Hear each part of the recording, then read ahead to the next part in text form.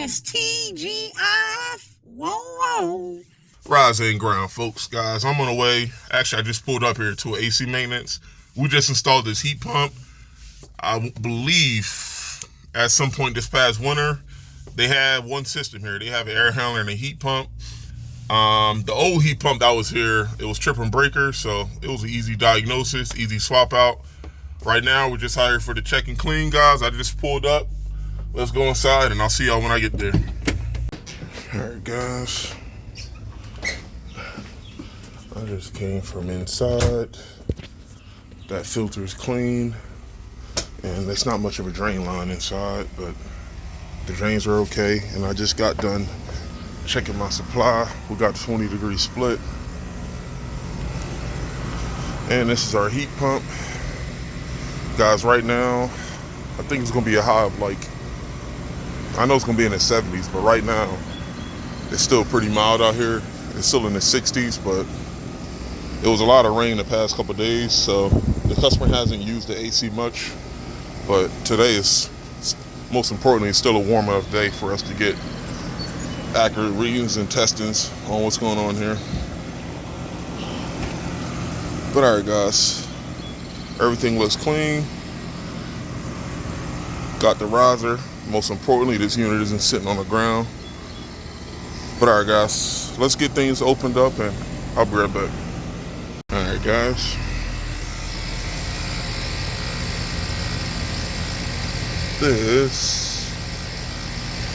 I gotta zoom in. I'm using my phone as my eyes here. This is a 2.5 ton R410A heat pump. And guys, we installed this unit when it was definitely under 32 degrees outside, but luckily this unit came pre-charged, and the line set inside, I can tell you right now, just off blindly looking at it, it has to be under 30 feet. So I know most condensers and heat pumps come pre-charged for a certain amount of line set. So what that means is, right now, guys, my air handler is on the other side of this wall. Technically, it's on the first floor closet. But if this air handler was in the attic, the further apart the air handler and the outdoor unit is, the more likely the line set will be longer. And if the line set is longer, that means you'll probably have to add more refrigerant once you crack open the valves when you're installing the unit. So, but luckily, guys, the line set was small enough that even after cracking the valves, when we tested this unit in heat mode, the suction line was warm. That's the same day we installed it. And like I said, luckily, we came out today. Today is warm enough. We got a 20-degree split. And my suction line is sweating. So that's the good thing about doing AC maintenance on rainy days in the summer. It may not be hot, but rain equals humidity. So if the customer has the AC unit running, for sure it's going to be some type of heat load. Heat load is a good thing. That means you're going to get accurate numbers and readings. But all right, guys, I'm kind of in a tight space here. Let me get my meter and let me check amps. I'll be right back. All right, guys.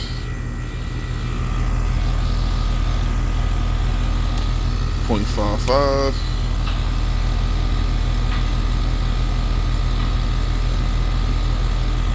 And 4.63. Amps are good, and the electrical component area is clean. And you guys heard me say this 1,000,001 times. I don't check caps on condensers and heat pumps under 2 years old, especially if we installed it. I may make a note when we come out. Actually, next year we'll make it 2 years. But as long as everything is in good condition, guys, we'll for sure stay on top of make sure this unit is clean in the fall.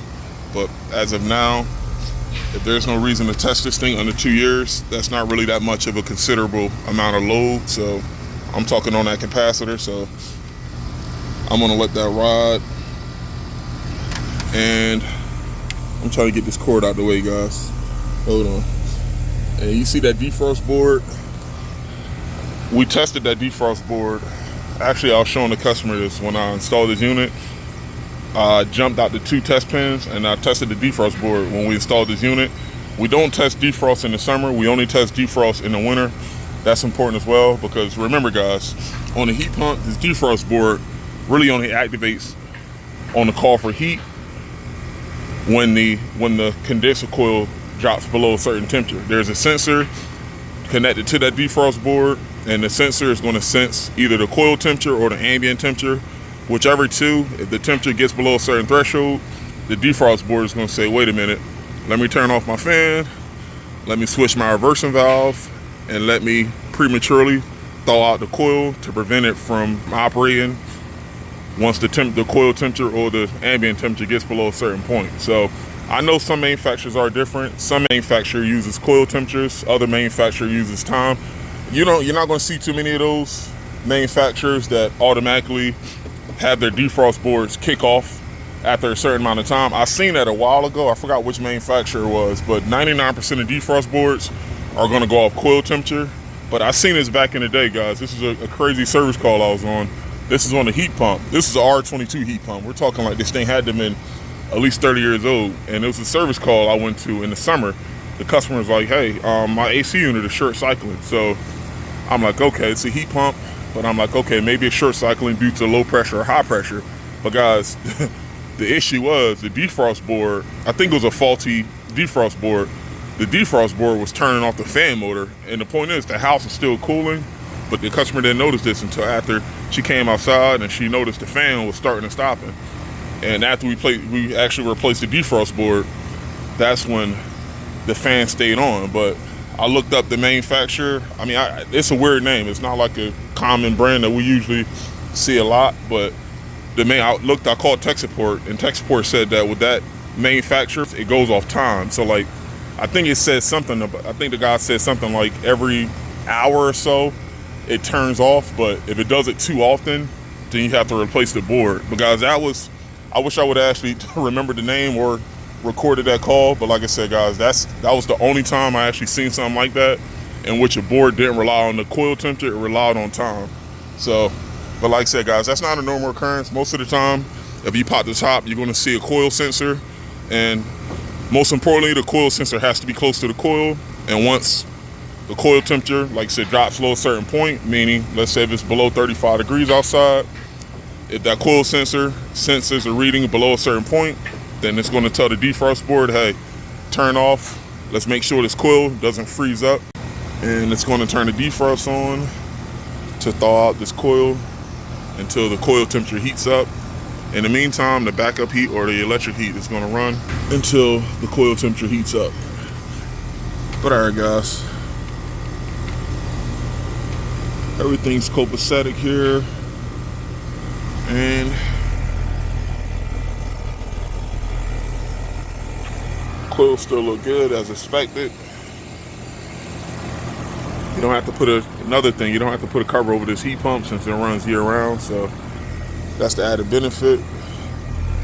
As long as you got risers and you keep tree shrubs and debris, keep everything away from this unit so the coil can breathe, you're A-okay.